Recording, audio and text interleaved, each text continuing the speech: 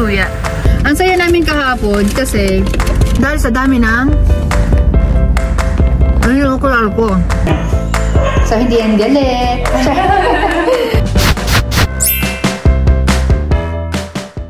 Hello po, good morning! Bali nasa Bicol po ako nung isinend sa akin ni Habi tong clip na to at nasa biyahe din po ako ng mga oras na yan at nag-o-ocular din po. Kumbaga sabayan po kami ni Habi, nag-o-ocular siya dito sa Manila, nag-o-ocular naman po ako sa Bicol. Kondo nga po pala yan sa BGC na dapat ako po ang mag-o-ocular niyan, kaya lang po hindi na talaga kaya ng oras. Kaya pinilit ko na talaga si Habi na siya lang mag-ocular kahit ang dami-dami niyang ginagawa. Bukod po kasi dito sa Bicol at sa Manila, mayroon pa po mga naka-line up na i-o-ocular namin. And shout out po pala kay sir na pumunta pa po yan sa bahay para po makita yung mga ginagawa namin at makasiguro daw po siya na quality po yung gawa namin. At nagulat nga ako na isinend sa akin to ni Habi kasi first time ko makakita ng ganito kalaking kondo. Kadalasan po kasi sa mga kondo na dinedelibera namin ay maliliit lang. Kung hindi nga po ako nagkakamali, parang 3 o 2 kwarto to, tas ang laki pa ng kitchen nila. At sa pag-o-ocular nga po ay inaalam na rin talaga namin kung ano yung mga requirements na kakailanganin namin dito. Dahil kung sa maliliit nga na kondo, napakaselan, ito pa kayang malaki. Lalo na kapag kilalang kilala yung kondo ay nako, pahirapan talaga. At habang nag-voice over nga ako dito, may mga part dito na nakikita ko na bagay lagyan ng curtain. Nakaisar na nga lang yung kung plano niyang palagyan. At may mga pailan-ilan din na blinds lang po yung kailangan. Pasensya na kayo sir at hindi talaga ako nakasama sa pag-ocular dito. At nasa Pulangi Albay nga po ako ng mga oras na yan. Alam niyo yung feeling na hindi na nauubos yung kalsada. Pinipili talaga namin matapos siniknik yung mga ocular dahil marami pa po talaga kami yung ocular pagbalik ng Manila. And bukod po doon, after ng ocular, kahit papano, ay gusto ko rin na makabanding yung mga kamag-anak namin dito sa Bicol. Mga classmate ko, kaibigan ko. Marami nga nagsasabi na marami daw nasisirang magkaibigan na dahil sa business. Ganon din po sa kamag-anak dahil talaga pag may business ka, hands-on ka po talaga dapat. Na minsan hindi po naiintindihan ng mga kaibigan at kamag-anak natin. Ang lagi na sa isip nila, nagbago ka na dahil may pera ka na. Puro na lang daw business, hindi naman daw madadala sa hukay yung mga pinaghirapan namin, yung mga ganun. Pero ako chillers, wala na po ako magagawa kung yan ang nasa isip nila. Pero ako ginagawa ko pa rin talaga ng paraan kahit papano na magkaroon ng oras sa mga kaibigan ko, kamag-anak ko, pero syempre, mas priority ko yung pamilya ko at yung mga workers ko. Dahil sila naman talaga ang karamay ko sa hanap buhay. Kahit pa sabihin na ako may-ari o ako ang amo, malaki po ang ambag ng mga workers ko sa kung ano mayroon ako. And shout out na nga lang din kay Denden na dapat ay tutuloy kami doon sa concert ng kaugma kung hindi ako nagkakamali. Kaya lang, hindi rin talaga po pwede. Hay, sayang. Pagkakataon ko na rin sana talagang manood ng concert. At ito naman po yung ganap dito sa Albay. Ayan. Gurano po yung maruya? 15 po. Hindi po mayong asukan? Mahamis po yan, dae? Maduya, itong maduya. Oo, maduya. Dae sa mahamis? Ano masyado? Oo. Gusto mo masukaran to naman? Oo. Ini man saro, kalingking. Kalingking, 15 man. 15 man. O, sarong kalingking. Sarong kalingking po, saka 2 maduya. Ano ba po? Yan lang po. Itong, yung isa, Nick, gusto mo? Yung nasa dulo. Ito, may experience lang natin. Saro din kayan?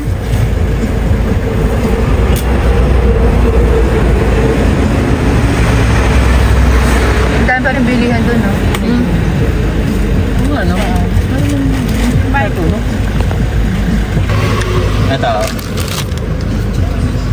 Good afternoon, chillers. Ano bang araw na ngayon? Hindi ko na nalalaman eh. Thursday. 15. Oh, May 15, 2020. May 15, 2025. At ang saya namin kahapon kasi tapos na, sabi ko tapos na yung ocular, makaka-banding na namin sila tita, makakapunta na ako doon sa mga tita ko, tapos makakapag-edit na ako, makakapag voice over na ako, transaction, lahat-lahat, magpa-price.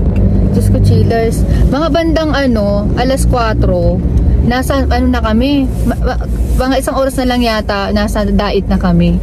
Nag-PM si madam na taga Ginubatan, Albay. Ay naku, hindi talaga mawawala yung ganito. And shout out kay madam, grabe, naka-schedule pala po siya din ng 14. Nagtataka ako kahapon na dapat ang namin, ang ocular namin, panlima yun sa classmate ko. Sabi ko 4 yun eh. At inulit-ulit sa akin ni Habi yun na Ginubatan nga. Yung pa yung nakalimutan. Kaya sabi ko, hay, hindi ako, babalik na naman kami. Sabi ko, balik na naman kami at ngayong araw na nga po yun. Na i-ocular namin sila. Ang lang sana, malapit lang sana tumatagal dahil may mga traffic. Medyo malungkot na laban pa din. And alauna na ng hapon. May nakita kaming ano dito, mga nagtitinda ng ano, excuse me, maruya. Ayan dyan, marami yan, sunod-sunod po yan dyan. Maduya, tsaka kung ano-ano pa mga kakanin. Tingnan ako, nakain ako niyan. Kasi wala na akong ayos-ayos, o t-shirt na lang. Alam mo yung nakakapagod din kasi. Pero dahil lang ako nga kami kay Mom at talagang sinasamantala namin na nandito na kami sa vehicle, finish na namin. Kaya ano nangyayari, puro talaga kami nasa laman ng kalsada. Nag-update sa akin yung mga kamag-anak ko, sister ko, si Habi. Asa na kayo? Lagi ko sinasagot kalsada. Yun lang. Wala lang akong palipaliwanag pa. Kasi, kung makita nyo kami kuchilas, puro kalyo, oh. Habang nagbumibiyahe, nagtatype, alam mo yun. Habang bumibiyahe po namin yung ginubatan ngayon, may pumapasok po ulit na taga-Albay. Kasi nung malaman ko yung name niya, na Albay yung naka-name doon sa profile pic niya, sinabihan ko na kaagad na, ma'am, andito po kami sa Albay. Kasi baka mamaya, magpa-okula din po. At mukhang magpapa-okula din ngayon. So, paano kami uuwi ng maaga nito? Meron pa naman kaming banding ng mga classmate ko, mamayang gabi. Tapos yung kamag-anak ko naman sasali sa pageant. Alam niyo yung, andito na ako, hindi ko sila mapuntahan. Hindi ba nga kami nagkikita-kita? Dahil sa dami ng yung okular ko. So yun, at in-stop ko muna yung pag-vlog ko kanina kasi tumatawag siya. Ano pala, taga Albay siya, pero at ever na magkasundo kami, ang deliver sa sa Cavite. Pero after dito, makaka-uwi na rin kami. Bago kami umuwi, dadaan muna ako sa tito ko sa Pagsangahan, Basod. Siniknik. Lapnos na ang pet. Anak, buhay pa. Kaya pa kami tumatakbo, hindi kami nakakabili ng tubig. Kaya masarap talaga dito, Coke, Pepsi. Diba ng halian, ito ng tanghalian ko. Ngayon ko napansin, nakakatanda rin pala sobrang biyahe. So yun, naham. Hindi pa tinapa. May Coke Zero. Wala, yan. Malay mo na lang. Iba rin kasi sa lugar namin, medyo mayaman kami. Ay, mahirapan ako dyan. Hindi pwede. Hirap yan. Maliit lang dito. Wait lang. Maliit dito, chillers. Ang daan. Hindi pwede ang truck dito. Pero sinabihan naman na po ako ni ma'am. Okay. Touchdown! And time check, 1:56 PM. Hello po. Magandang hapon. Pasensya na talaga kayo kahapon. Oo, kung hindi pa nag-PM si ma'am, kami nga ang nakakainis kasi bumalik pa po kami dito. Okay, so ito yung bahay ni client. Ayan, shoutout ma'am. Dito na ako sa house ninyo. Ayan, ang laki rin pala ng bahay. Ayan, at mapuno. Bali, andito kami ngayon sa Ginubatan, Albay. So, shoutout sa mga taga Ginubatan. Go, go na! Ang dating namin dito ay by July. Again, inuulit-ulit ko sa vlog. First week of July po kami babalik dito. At ayan nga yung naghintay kahapon si Madam. Galit na galit niya sa akin. Pasensya na po talaga. Grabing naghalat na kayong maray. Hindi din lang ako. Iwalat ko na hindi. May carpet baga. Quezon City po kami, pero nag-start man kami digdi sa Dait. Camarines Norte po. Matagkaitatao man din magbikol. Yan ang mga Bicolano, shout out. Masaya kasi ako na nagkaroon kami ng client dito sa Bicol. At taga-digdi man din kasi ako. Oh. Diyan po sa Dait. Oo. Nag-start din kami ng Labo. Nag-start din kami ng Mercedes. Yan, paupo ka, Nick. Ito ka. Tuloy na noy. Tuloy na noy. Ayan. Ayan si tatay. Ayan. So, mag-ocular po tayo dito ng bed frame. And then, yun ang gustong ipagawa sa amin ni Madam. And then, tingnan natin kung kakayanin ng budget niya. Kasi nga, ang hinahabol namin dito, yung deliver po namin sa July. Para makasabay po siya, para makalis siya sa shipping fee. So, hindi yan galit. malaki pala dito. Ginagawa kasi yung kalsada. Oo. Kaya pa. Pero dati hindi naman. Hindi naman. Oo. Kasi yung biyahe namin, halos inabot kami chillers ng halos 4 na oras mahigit. From Dait naman na yun.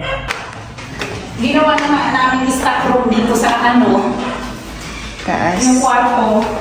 Kaso sobrang mainit. Okay lang po. Okay lang. Ito yung ipapagawa. Yan. Ayan. Dito. Tapos dito tayo. Kasyang-kasya po. Kasya. Kasyang-kasya. King size. 72 by 84 inches. Ay ba yung July, may kayo? Yes po. May deliver. Opo, 5 location kami, 5 kayo. Kaya kausap ko si ma'am, ayan.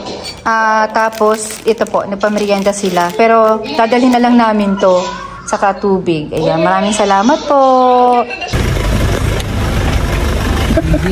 Vlog pa.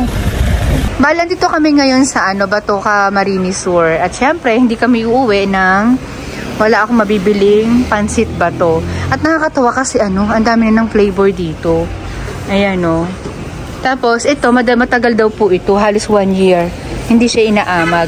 Hindi katulad nito na pag hindi po ito binilad, aamagin siya.